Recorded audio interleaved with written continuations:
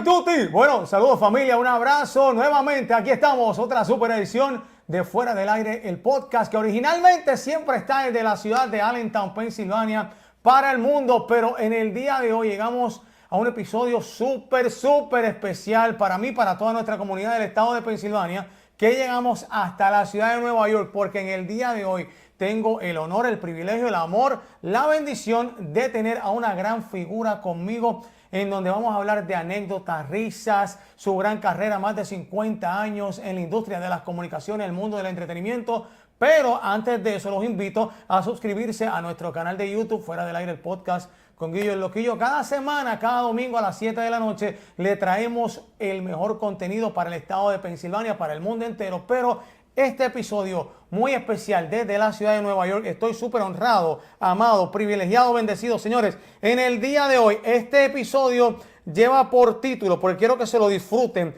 se llama De Jarabacoa a New York. ¿Y por qué? Porque en el día de hoy me acompaña esta gran leyenda, donde no solamente es locutor, comunicador, figura icónica de nuestra hermana República Dominicana con más de 5 décadas en un estilo único en el mundo de las comunicaciones, un dominio absoluto en el medio donde todos hemos crecido escuchándolo. Aparte de eso, no solamente en la República Dominicana, aquí también en los Estados Unidos ha sido maestro de ceremonia de figuras internacionales como Frank Sinatra, Marco Antonio Muñiz, Roberto Carlos, Rocío Dúrcal, Marc Anthony. También ha sido ganador de premio micrófono de voz comercial como micrófono de oro en la República Dominicana. Y para comenzar este gran episodio, vamos a darle la bienvenida al señor Francis Méndez. Muchas gracias, Guillo. Muchas gracias. Yo me siento orgulloso, bendecido también de que tú me des la oportunidad de llegar a tanto público, a tanta gente querida que nos sigue y te sigue a ti a través de tu podcast.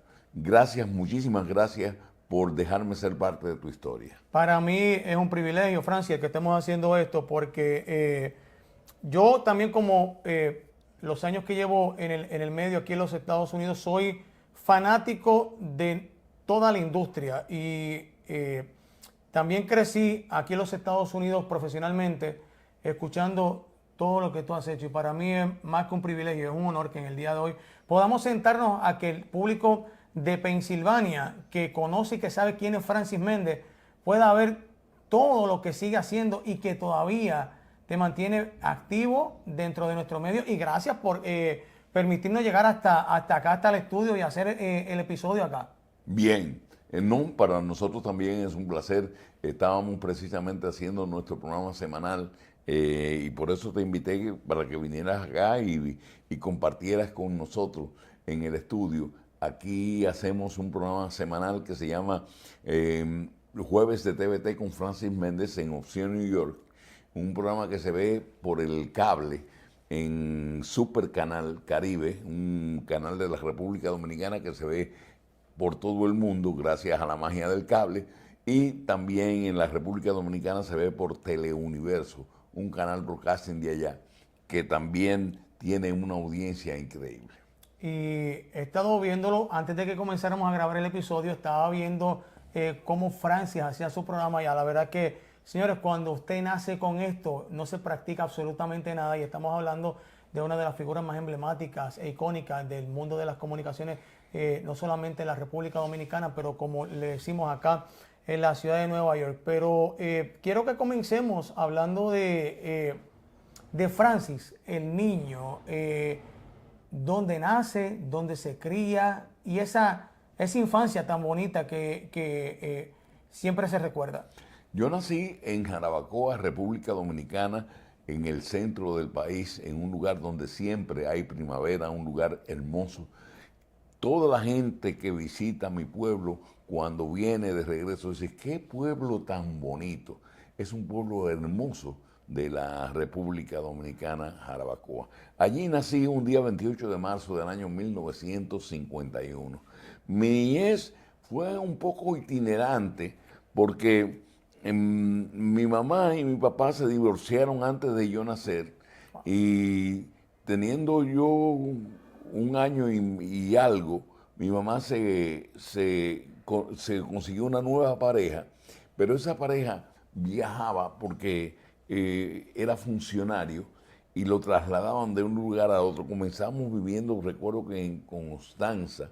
Después, cuando se hizo la autopista de la República, la primera autopista, la autopista Duarte en la República Dominicana, fue una compañía que se llamaba, oye, ¿cómo se llamaba? Que le decíamos nosotros, la Elmu. Ay, tú. No era la Elmu, era Elmhurst. Ok. Pero todo el mundo allá le decía la Elmu. Entonces el viejo se fue a trabajar en la Elmu y a la construcción de la primera autopista que se hizo en República Dominicana. Luego nos fuimos a Manzanillo. Es decir, que yo he estado en todas partes de República Dominicana, en la capital, en Manzanillo, en Montecristi, en La Vega. He estado en todas partes y así hice la primaria. En el único lugar de primaria que yo duré 3 años consecutivos, 4 años consecutivos, fue en el Colegio La Salle, en la capital, que hice kinder primero, segundo y tercero. Ahí duré 4 años, el único. Después ahí trasladaron al viejo para Manzanillo, ahí andaba yo para Manzanillo, después para Vega, en fin. El bachillerato lo hice en Jarabacoa, ese sí lo hice completo en Jarabacoa, porque en el año 1965 estalló la Revolución de Abril famosa en República Dominicana y nosotros estábamos viviendo en la capital en ese momento y como todos los que vivíamos en la capital, que teníamos casa en el interior, nos fuimos para Jarabacoa porque la capital estaba muy difícil y había muchos tiros. Y ahí entonces ya agarré e hice mi bachillerato completo. Y ahí comenzó mi carrera precisamente de locutor en Jarabacoa. Eso te quería preguntar porque dentro de tanta historia icónica que tú tienes dentro de tu carrera, fue casi un accidente el comienzo de tu carrera. Sí, sucede que había un promotor y vendedor del ron Bermúdez, una marca importantísima en la República Dominicana, que nos buscaba éramos 5 o 6 muchachos que andábamos siempre con él. Eso era una estrategia interesantísima de un promotor de ron, buscar a los jovencitos para ayudarlos. En República Dominicana en ese entonces no había la restricción de que 21 años ni de 12 años. Yo comencé a beber ron a los 13 años, ¡No! Para que sepa. Y lo hacía de una manera pública y nadie se metía porque eso se podía. Si tú ibas tranquilito, dándote tu palito Yo por me la daba, calle. yo me daba mi palo, no en los bares que nosotros íbamos, porque te dejaban entrar a los bares y sentarte en una mesa y pedir una botella de ron. ¿A los 13 años? Claro, ¡No! sí, eso se podía. Y entonces él nos buscaba a nosotros para cargar un letrero que él anunciaba un concurso que se iba a hacer en el Teatro del Pueblo. Entonces él tenía la voz así como... Y él se pasaba manejando y con el micrófono. Esta noche en el Teatro Diana, Gane con Bermúdez, un concurso millonario. Nosotros tenemos, usted destapa una botella y hoy, si usted destapa la botella, se gana 135 pesos. En fin, hacía su promoción. Ese día, yo voy con él delante. Los muchachos van detrás teniendo un letrero gigantesco en un Jeep, un Land Rover, y se daña un fusible del amplificador. Y se vamos a la casa a cambiar este fusible porque está dañado. Él entra a la casa y llama a un asistente, oye, José Amado, cambiaste el fusible de la bocina que está dañado. Entonces viene el señor, cambia el fusible y me dice, Francis, habla por el micrófono, di 1, 2, 3 a ver si está bueno. 1, 2, 3. Yo no voy a decir 1, 2, 3 por ese micrófono. ¿Qué fue lo primero que dijiste? Cogí el texto que él tenía, que él leía, y en vez de 1, 2, 3, dije, esta noche en el teatro, y ya yo tenía el bozarrón. Mira que el bozarrón vino de fábrica. Sí. Esta noche en el Teatro Diana, Gane con Bermúdez.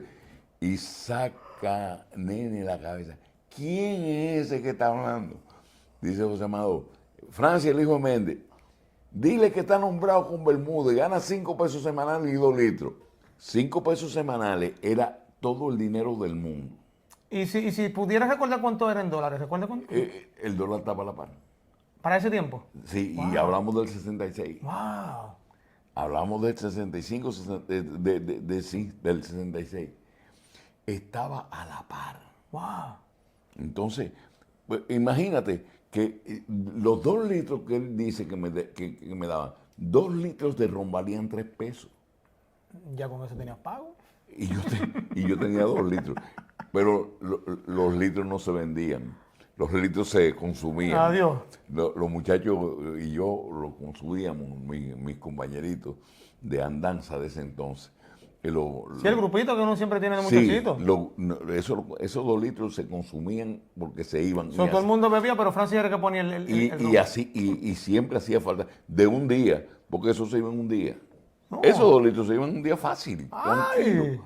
No, éramos... Le gustaba, o sea, que ustedes eran de los que estaban en contra del alcohol, se lo bebían para que se acabara. Sí, para eso. Porque el alcohol que hacía sufrir a la gente, pues pare de Vamos a sufrir. acabarlo, vamos a acabarlo. Sí. Entonces, ahí comenzó mi carrera. Anunciando. Después, ahí vino la emisora de mi pueblo, Radio Jarabacoa. Llevaron locutores. No había un locutor de Jarabacoa en los que llevaron allá para la estación. Y ya tú sabes, a un pueblo chiquito, abrir una estación y llevar locutores que nadie conoce, pues la gente quisiera tener un locutor. Buscaron un locutor que estaba en una estación en Samaná, un pueblo que queda como a 200 kilómetros de Jarabacoa, pero era de Jarabacoa. Se llamaba Daniel Enrique Matías. Se lo llevaron de Samaná a Jarabacoa. Ese locutor era hermano de un célebre comediante y cómico famosísimo en República Dominicana que se llamaba Julio César Matías, Pololo. Pues ese fue el primer locutor de Jarabacoa que habló por la estación. El segundo fui yo. Wow. Porque entonces comenzaron a buscar y naturalmente pensaron en mí porque era el único que andaba con una bocina por el pueblo entero anunciando a Bermúdez, porque yo me quedé anunciando a Bermúdez para siempre. Y entonces me llevaron para la estación, me probaron, me dijeron que sí, y ahí comenzó mi carrera en la radio. Recuerdo que el primer programa que yo hice fue un domingo. ¿A qué hora? A las 12 del mediodía. Y el control mío, el que hizo de control y maestro para enseñarme más o menos a hacer las cosas, era un locutor en ese entonces famoso, pero era un jovencito, famoso en La Vega, que se llamaba Willy Soto. En ese momento, después se convirtió en Willy Rodríguez, que fue uno de los principales radiodifusores jóvenes de la República Dominicana. Famoso Willy Rodríguez con Willy Disco Show y una serie de compañías que creó para hacer radio. Al morir, estaba ejerciendo en el programa matutino número 1 de la República Dominicana, que era en la Z101, el Gobierno de la Mañana, que fue una creación de él. Willy Soto fue mi primer control. Y ahí comenzó mi carrera y ahí comenzaron los éxitos, porque comencé para arriba, me dieron un turno primero semanal, después me dieron un turno todas las noches y ya me convertí en un locutor de la emisora. Full time, como quien dice. Un locutor de la emisora. ¿Y ya qué edad tú tenías ya en esa época? La emisora surgió yo tenía 17 años, porque la emisora surgió en el año 1968. Tú tienes un gran aporte también en lo que es como manager y promotor artístico. Cuéntame cómo viene esa parte.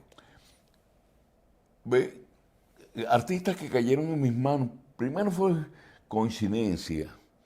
El primero que cayó en mis manos fue Juan Luis y sus Mulatos.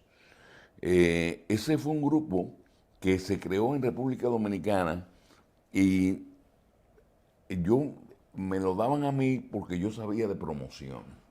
Yo sabía promover.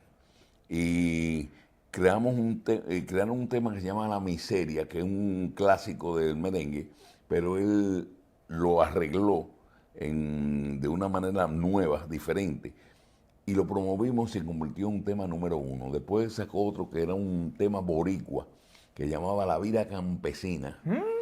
Y La Vida Campesina, que es boricua, bien mellow. Sí, sí, sí.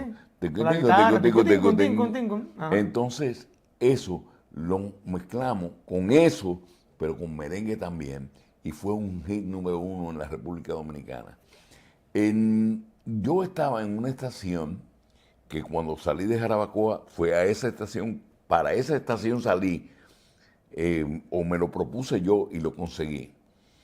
Y ya yo estaba en esa estación y yo comencé a promover a un artista de allá que se llamaba Leonardo Paniagua. Nuestro querido Paniagua, wow. Ese fue mi segundo artista y promovía a Paniagua. Era jovencito Paniagua para aquella época. Sí, sí, un muchachito. Qué sé yo, Pani tenía 22 años, 23 años. Wow. Era joven. Y yo tenía 20 años, algo así, o 21 años, cuando eso. Y comencé a promover a Paniagua, Amada Amante, Tantos Deseos de Ella, Un Beso y una Flor, que con ese tema fue que yo fui a la ciudad de Nueva York por primera vez en mi vida, en el año 1978, con la canción Un Beso y una Flor, nos llevó a Nueva York. Y más que a Nueva York, nos llevó al área de Connecticut, de Boston, que eran donde estaban concentrados los puertorriqueños. Porque los dominicanos no seguían a Leonardo Paniagua porque los dominicanos no querían que le dijeran bachatero. Te quería comentar, en Puerto Rico el hombre es muy querido, muy querido en Puerto Rico. Porque Puerto Rico es bachatero. Puerto Rico es bachatero. Y entonces lo grande es que los dominicanos quieren quitarle a Puerto Rico ese hecho. Puerto Rico, señores, fue la meca, fue la mata de la bachata y de los bachateros. Blanca Iris Villafañe, ¿de dónde? Puertorriqueña. ¿Y cuál es la primera bachatera? Blanca Iris Villafañe. José Antonio Salamán, ¿de dónde? De Puerto Rico, uno de los primeros bachateros. Felipe La Voz Rodríguez, ¿de dónde? De Puerto Rico, uno de los primeros bachateros. Odilio González, el Jibarito del Ares, uno de los primeros bachateros. José Miguel Clase, el Gallito de Manatí, bachatero. ¿De dónde es? De Puerto Rico. Señores, y entonces esto no lo digo yo. Si alguien quiere comprobarlo, que vaya a las páginas de la Fundación Nacional para la Cultura Puertorriqueña, que hay Víctor Ortiz de la Fundación le hizo una entrevista a Radamés Aracena. ¿Quién es Radamés Aracena? El principal promotor y mentor de la bachata en el mundo, el que la tocó por primera vez, el que la difundió, el que la promovió, el que creó una emisora para tocar esa música que se llamó Radio Guarachita. Y ese señor, en una entrevista que le hizo Víctor Ortiz de la Fundación de la Cultura Puertorriqueña, dice en esa entrevista, que fue hecha en agosto del año 1993, dice: uno de los pioneros de la bachata es el Jibarito del Ares, que nadie le quite ese mérito. Odilio González. Ajá. Entonces, señores, ahí fue que nació la bachata, que la cultivamos, que le dimos la música, que le dimos el nombre, que la promovimos, perfecto, pero sus raíces vienen de Puerto Rico, porque ese Besos Callejero de Blanca Iris Villafaña, a ese nadie le quita lo bachateado. ¿Y qué me importa? Señores, eso es bachata. ¿Y de dónde vino esa bachata? ¿Dónde fue que grabó esa bachata? Esa fue la bachata de Besos Callejero, fue grabada en Nueva York, en un estudio de boricuas.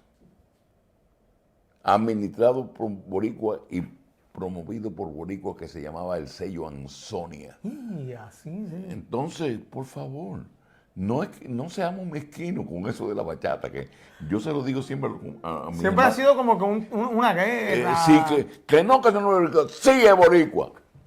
Eso fue como una amiga mía aquí en Nueva York, que le mando un saludo, se llama Fátima, la dueña de una compañía de envíos, de carga, de Fama Shipping. Fátima se estaba matando con el esposo en una discusión. Llego yo y está Ramón Aníbal, un amigo nuestro, conocido locutor dominicano, y dice: Ramón, ven, Francis, que tenemos una discusión.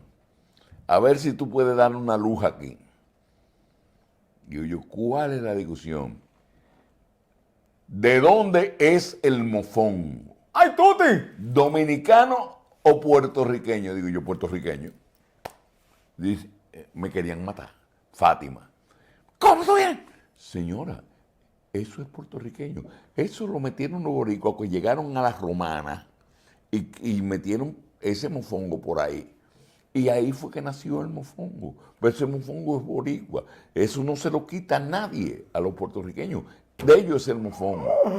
Que nosotros hicimos un mofongo. Sí, que tenemos un mofongo con un estilo peculiar. Diferente. Lo tenemos, pero el primero, el de la mata, fue allá. Que llegó por los boricuas, porque tú sabes que antes era diferente el asunto.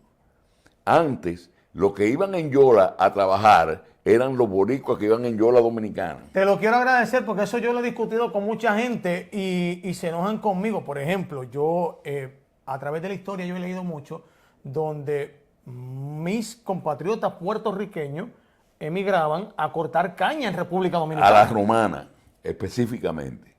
Iban a la romana a cortar caña y entonces, ¿qué llevaban los boricuas? Sus costumbres.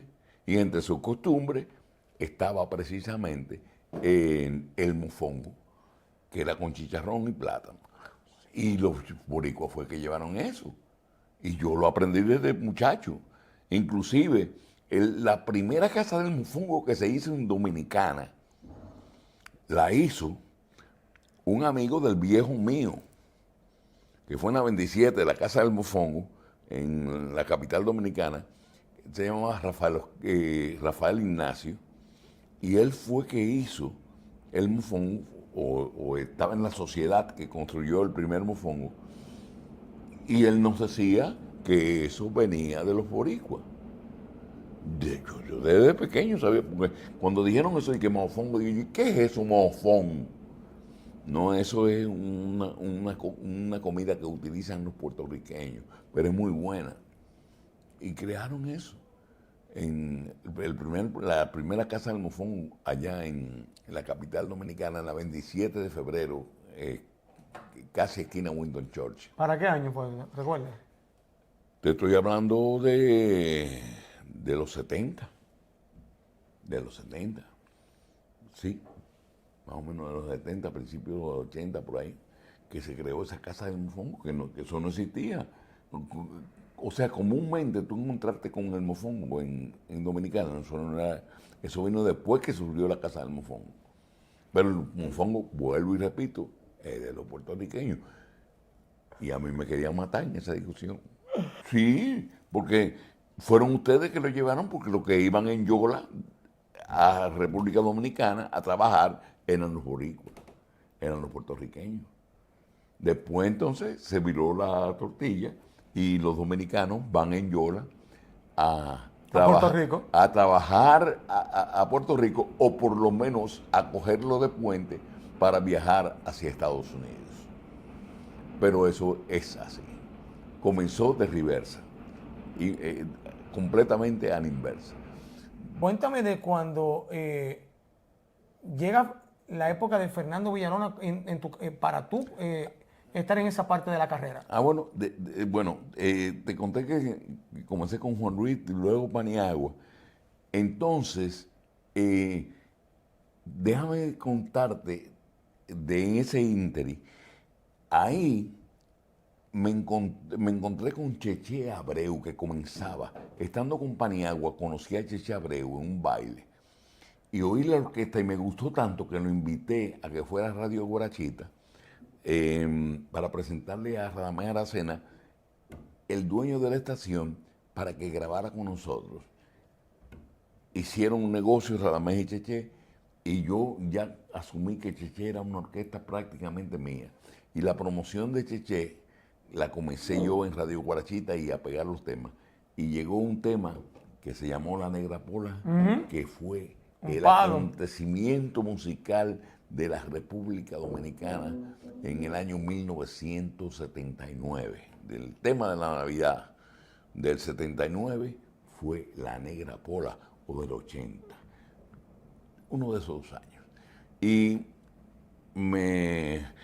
también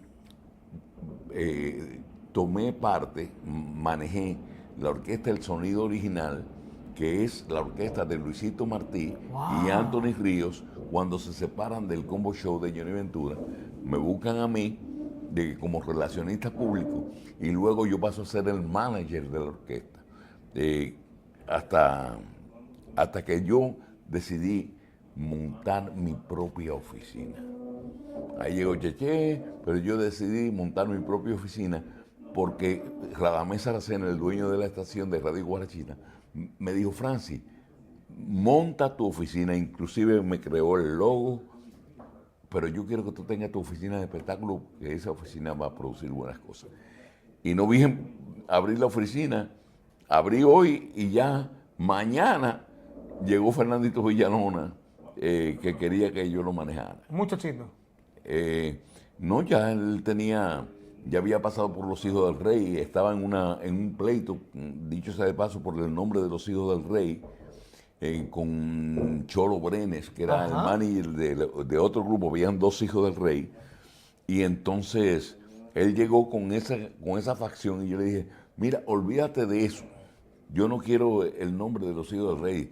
No, pero yo lo quiero porque ese nombre es importante en Puerto Rico y en todas partes, porque Los Hijos del Rey tienen un nombre demasiado fuerte. Digo yo: más fuerte va a ser el de Fernando Villalona. Dice: ¿tú crees? Digo yo: deja que que nosotros inventemos Fernando Villalona en su orquesta. Él se moría de risa. ¿Cómo que se va a llamar la orquesta? Fernando Villalona en su orquesta. ¡Guau! Eso no suena. Digo yo: eso suena y tú verás. Y gracias a Dios, así lo hicimos. Arranqué con Fernando, pegué a Fernando, duré con Fernando manejando su carrera de aproximadamente 8 o 9 años. De ahí pasaron por mi oficina Yuri Mateo Rasputín.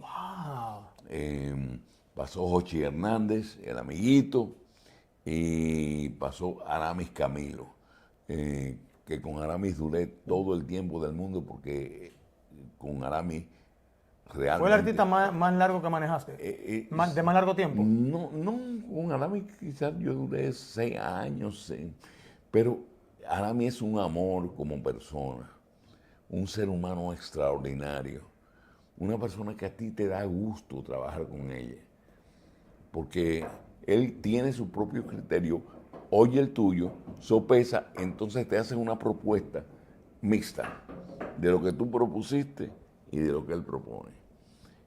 Y se llega a un acuerdo. Y así comencé a manejar a Aramis Camilo. Y con él viajé por muchas partes de América, con Aramis Camilo. Y con Yuri Mateo, imagínate, con el tema Oye, pegadísimo. Con Yuri Mateo visité muchísimos países de América. Con Yuri Mateo Rasputín. El único país de América que no visité con Yuri Mateo Rasputín y donde él estaba súper pegado fue Colombia. Pero con Colombia porque yo no sé, hay una maldición. ¿Serio? Hay una maldición, hay algo que no quiere que yo vaya a Colombia. No relajes. ¿Eso todavía no has ido? No. Oye, hay algo que no quiere que yo vaya a Colombia. algo se interpone. Yo he tenido, Guillo, pasajes pagos, con hoteles pagos para visitar a Colombia y no se da. Vamos a tener que ir porque ya he ido unas cuantas veces y nos vamos a tener que poner para eso. Me dicen que es precioso. Precioso. Mira, oye la última invitación que me hicieron en Colombia. Fue a principios del año 2000, hace como 20 y pico de años. 25 años ya casi. Sí. Me dice Alex Bueno, Alex Sensation. Francis, te invito a Colombia. Digo yo, viene. Vámonos. No paga pasaje, nos vamos para Pereira. Vamos para Pereira, nos vamos a pasar una semana en Pereira, vamos a disfrutar. Pasarla bien. A pasarla muy bien, tú vas a gozar de la tierra colombiana. Digo yo, magnífico. Nos vamos. Digo yo, hay un problema, Alex. Dice Alex. No, ¿cuál? Digo yo, a mí no se me dan los viajes a Colombia. Este se te va a dar. Olvídate de eso, este se da. Digo yo, Alex, se han caído muchos viajes buenos. ¿Cómo cuánto? Algunos 5, 6, 7, 8, 10 viajes se cancelaron. ¡Ay! Oye, a mí me invitaron a ver a Roberto Carlos en Colombia. Oye, que mi artista, pasaje, no se dio. No se dio. Oye, ese viaje con todo pago, Alex Sensation, se fracasó ese viaje porque Dios no quiere que yo vaya a Colombia o Colombia no quiere que yo vaya a ella. El asunto es que no se me dan los viajes a Colombia. Pues con Yuri Mateo Raputín anduve toda América menos Colombia. Con José Hernández pasé pocos momentos, pero muy buenos. Y con Aramis, pues con Aramis sí anduve por todo Estados Unidos, por Venezuela, donde Aramis era tratado con categoría de ídolo. Aquí en Nueva York, al llegar aquí a la ciudad de Nueva York, en el año 1990. Eso te quería preguntar, para que nuestra gente sepa, porque tú hiciste algo a la inversa. Tú dijiste, me voy de retirada para Nueva York. Sí, yo me voy. O sea, yo estoy de retirada aquí. Desde el 90. En el año 1990, cuando la cosa estaba súper dura en la República Dominicana, cuando tú tenías dinero en los bolsillos, pero no tenías que comer. Tú ibas a la carnicería, dame 10 libras de chuleta, no hay chuleta. Lo que siempre había el apoyo, porque imagínate. Pero las carnes, difícil de conseguir. Todo estaba difícil, no había salsa, había problemas, faltaba todo. Entonces yo dije, no, yo me voy de aquí. Vamos a dejar este pueblo. Las crisis, los apagones eran de más de 24 horas. Wow. Cuando regresaban era por media hora o 1 hora o 2 horas.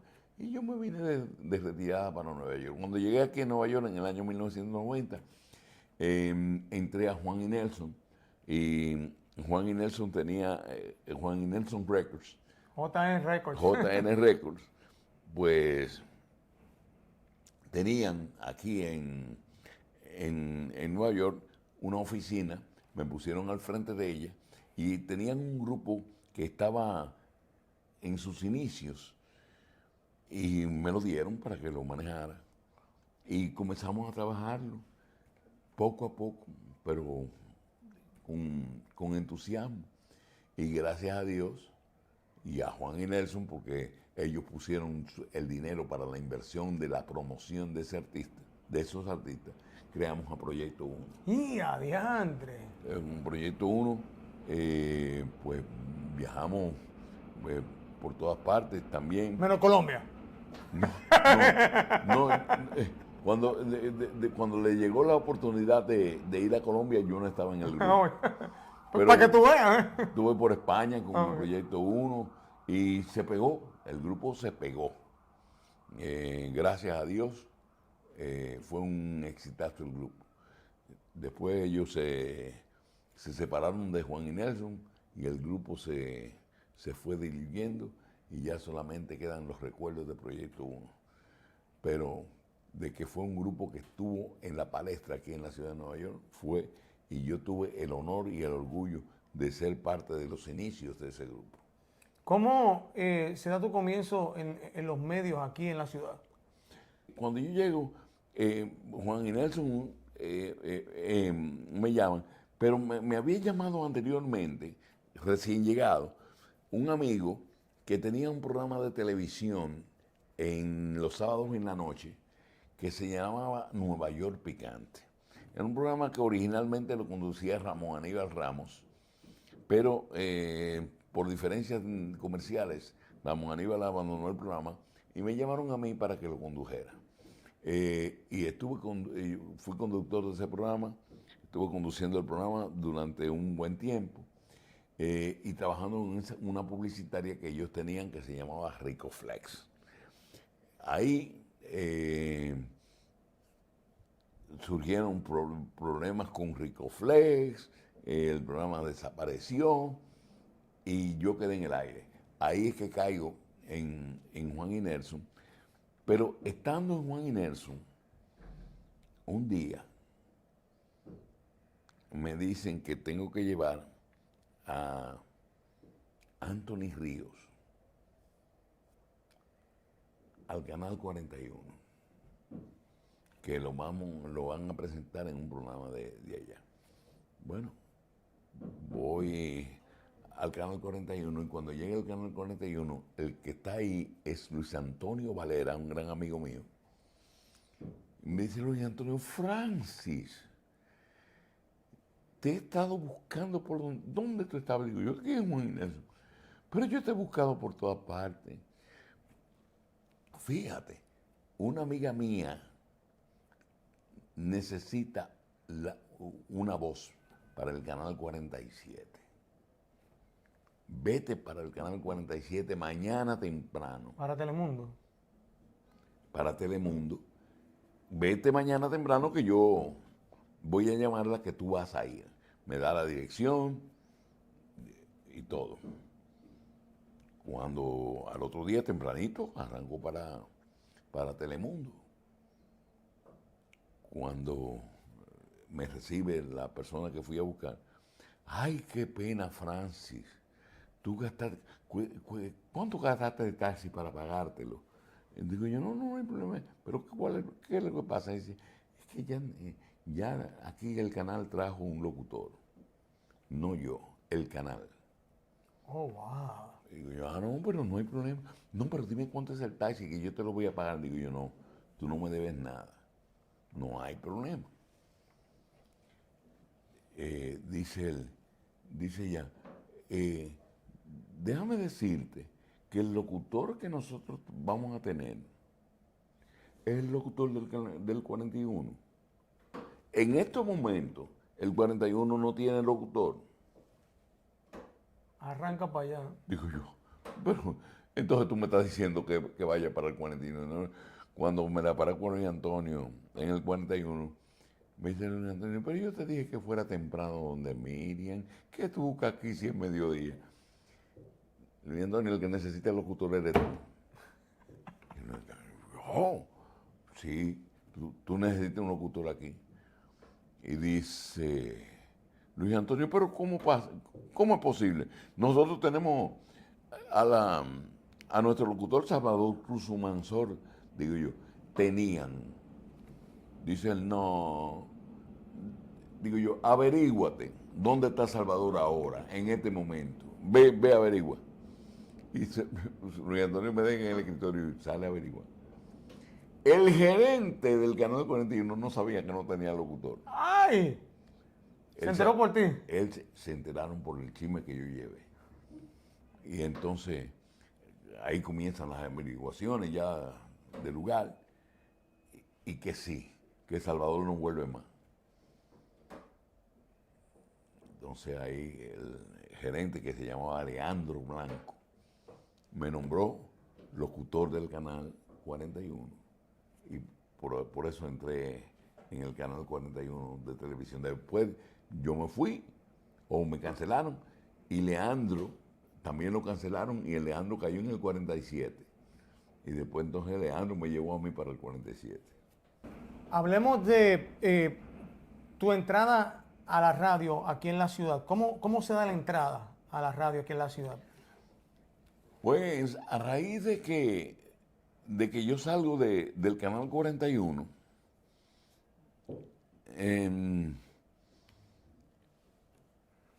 estoy prácticamente sin trabajo en el aire. Todavía no, Leandro no estaba en el 47. Y un día, una mañana, yo despierto y oigo a Luis Jiménez relajando a Wadi Mansur, el locutor de noticias de la Mega y del Vacilón de la Mañana, porque aquí en la ciudad de Nueva York se iba a crear una emisora de noticias nada más que se llamaba Noticias 1380, donde está KDM, y se iba a crear esa estación. Y Luis Jiménez estaba relajando a Wadi, Noticias 380, y señores, eso no es así. Pero ya ellos sabían que Wadi se iba y Wadi que no quería decir que se iba.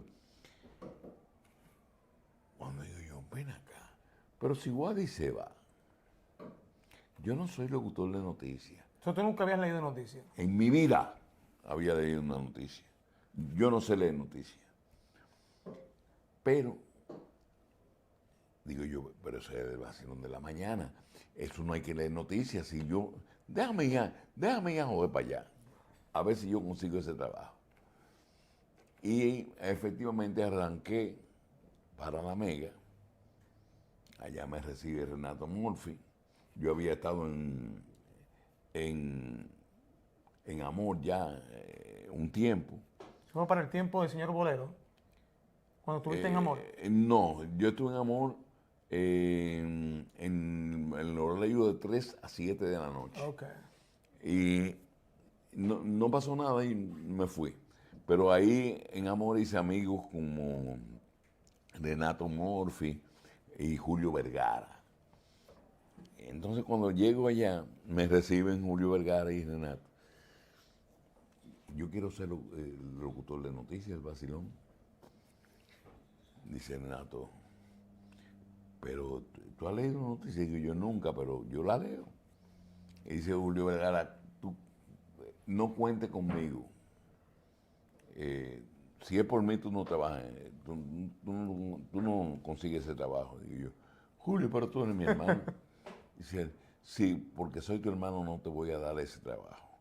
Porque si yo te doy ese trabajo, yo a los 3 te lo doy hoy y a los 3 días yo mismo soy el que tengo que votarte y yo no te voy a votar.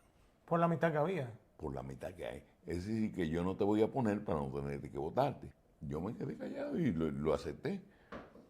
Pero en eso llega Luis Jiménez, que ya comenzaba a tener su independencia prácticamente. Comenzaba. Oh, Francis, ¿qué tú buscas aquí? Y no, que quise trabajar aquí, pero no me dejaron, que quería el turno de Wadi. Y Julio no quiere. Dice Luis, ¿y de verdad tú quieres trabajar en el Vacilón? Yo sí.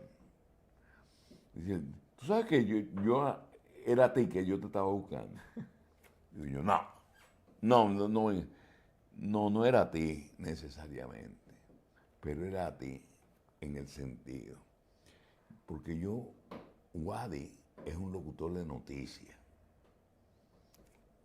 experimentado, serio. Y yo no quiero esa noticia. Yo quiero un relajo en la noticia. Yo te iba a preguntar, ¿cómo nació ese estilo jocoso de la noticia? Luis Jiménez dijo, yo quiero que tú inventes todo. No que digas mentiras, pero que inventes todo. Que no diga que hubo un allanamiento, que la gente ni entiende bien lo que es un allanamiento, que diga que la policía se tiró. Y la gente sabe, la gente del pueblo, que cuando se tiró la policía, sabe que la policía... Tiraron los guardias. Sí, se tiró la policía en tal building, ya la gente sabe. Cuando un carro va por una autopista y va cruzando una anciana, automóvil atropelló a la anciana. ¡No!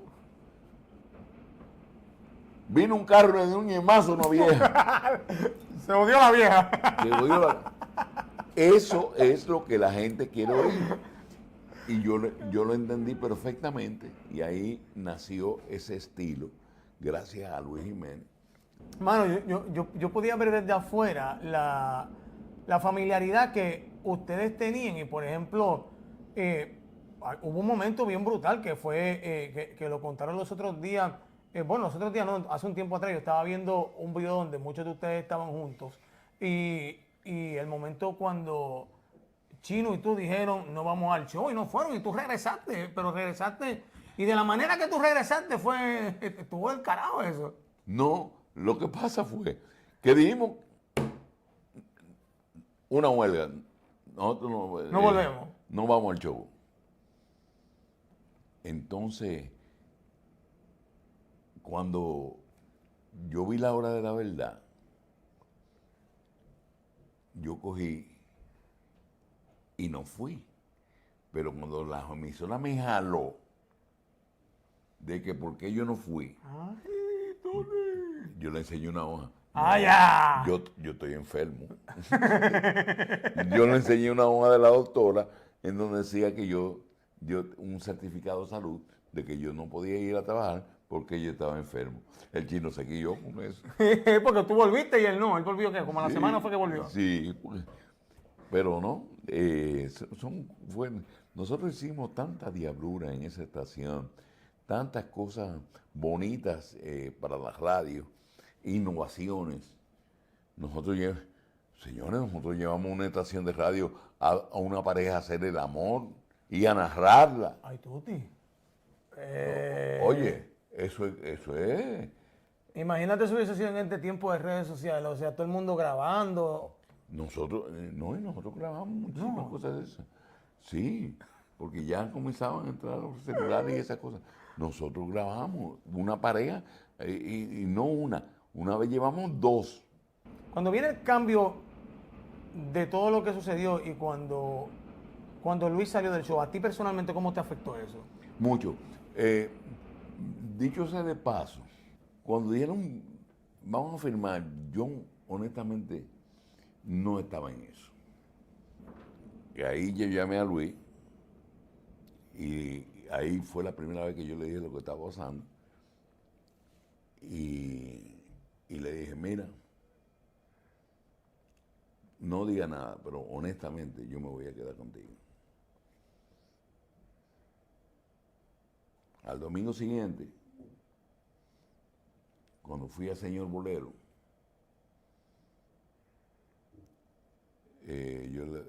me le perdí del público. Nadie contaba con eso. Eso fue un bombazo. Yo me despedí, señora, hasta aquí llegó Señor Bolero, porque me imagino que esta empresa no va a consentir de que yo sea el locutor del Señor Bolero cuando a partir de este momento yo me voy al proyecto de Luis Jiménez. En el aire. En el aire. Entonces ahí comenzaron como me llamó Luis, entonces comenzaron a preocuparse la gente de la estación. Le pedí, Luis, discúlpame, pero mira, me dieron esto. O sea, tú originalmente te ibas a ir con Luis. Sí, no, yo le dije, Luis, lo siento, me van a dar esto. Y no. Tú estuviste en las diferentes etapas del show y yo quiero que me comentes sobre eso. Por ejemplo, tú estuviste en la etapa de Luis Imún, la etapa de Juan Carlos Imún, Juan Carlos y Frankie y la más reciente. Y cómo tú comparas y cómo fue trabajar con cada una de esas etapas del show. Mira, la mejor etapa del Vacilón de la Mañana fue la etapa de Luis Jiménez. Porque Luis Jiménez fue el que puso el Vacilón de la Mañana en el mapa, aunque él no fue el creador del nombre. El creador del nombre fue Carlos Cabrera. Carlos Cabrera. Ajá.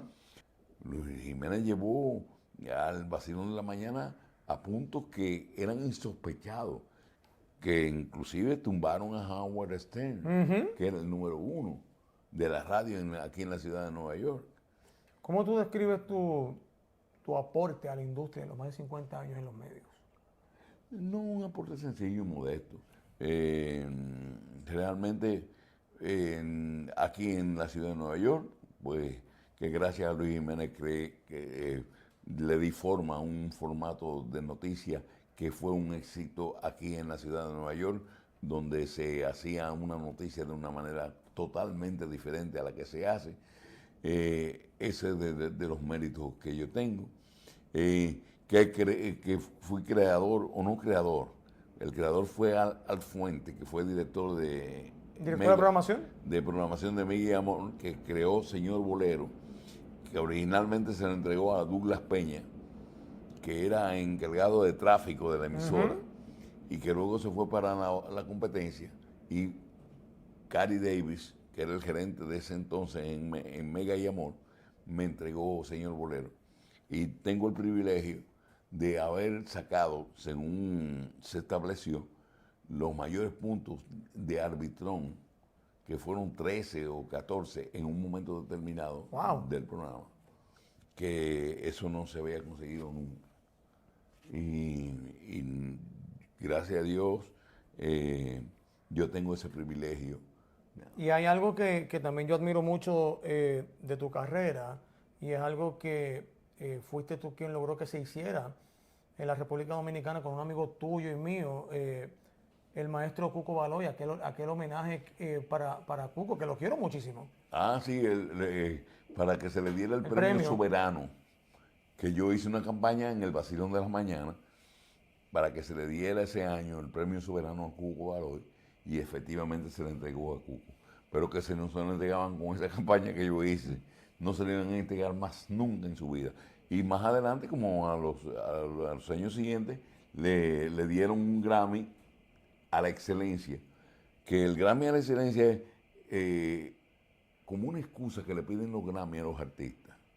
Los Grammy a la excelencia. Coño, te ignoramos durante tanto tiempo. Vamos a darte este. Sí, como para tapar. Sí. Sí. Oye, hace años que tú debiste haber ganado esto, pero nosotros no estamos en eso. Por esa metí pata, aquí está el Grammy a la excelencia.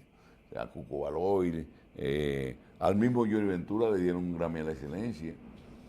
Y a muchos artistas le han dado Grammy a la excelencia, porque en su tiempo no fueron premiados ni fueron tomados en cuenta. De hecho, al terminar te lo voy a enseñar, que le quiero enviar un saludo a mi gran amigo escritor de la ciudad de Allentown, Pensilvania, José Díaz, escritor y director de obra de teatro.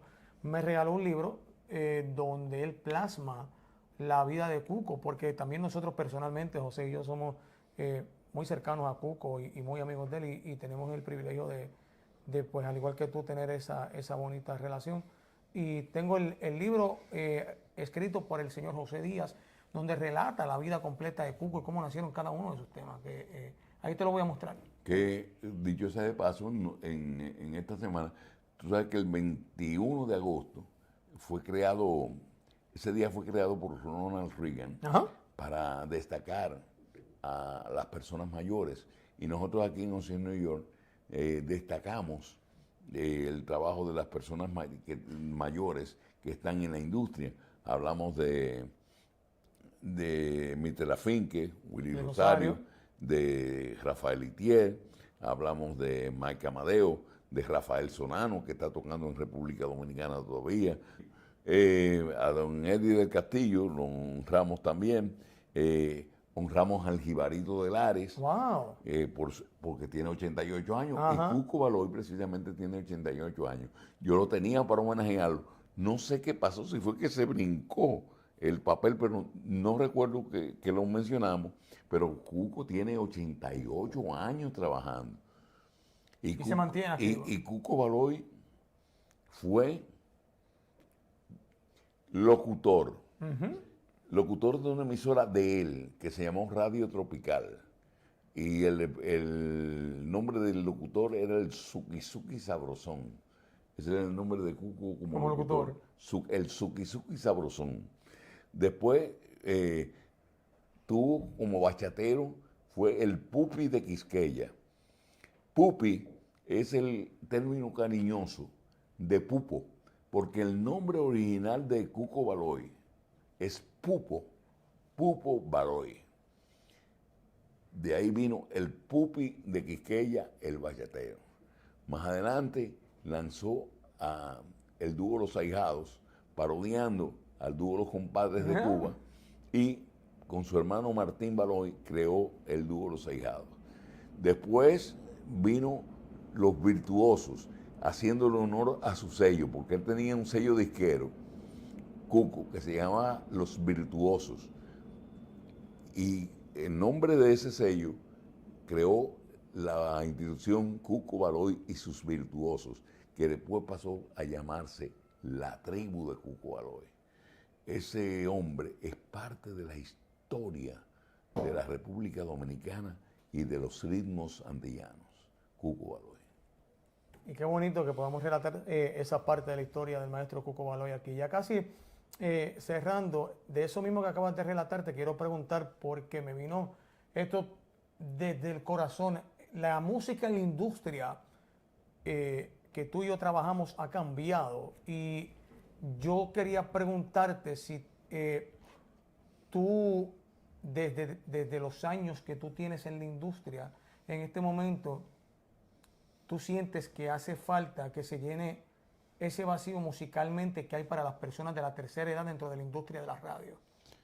Yo creo que sí, y que deben haber espacios sobre eso. Y no solamente para la tercera edad.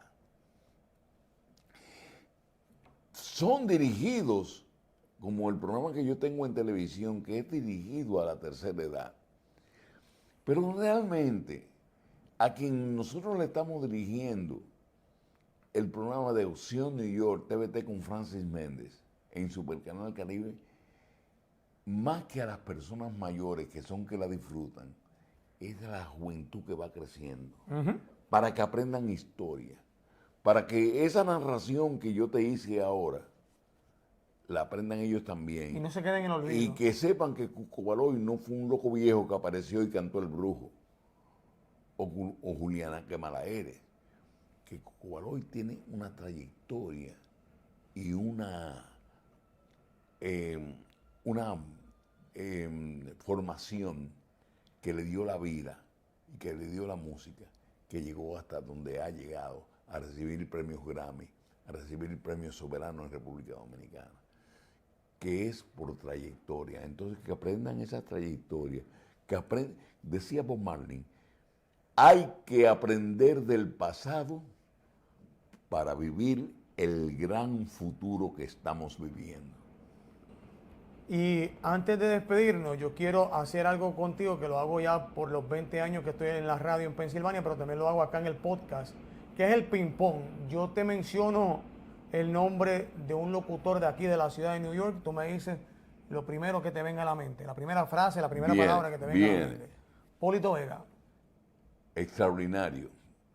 Renato Morfis. Un ser humano especial y con un conocimiento extraordinario. El Boy from Bonao. Pionero de la radiodifusión de los dominicanos de verdad aquí en Nueva York.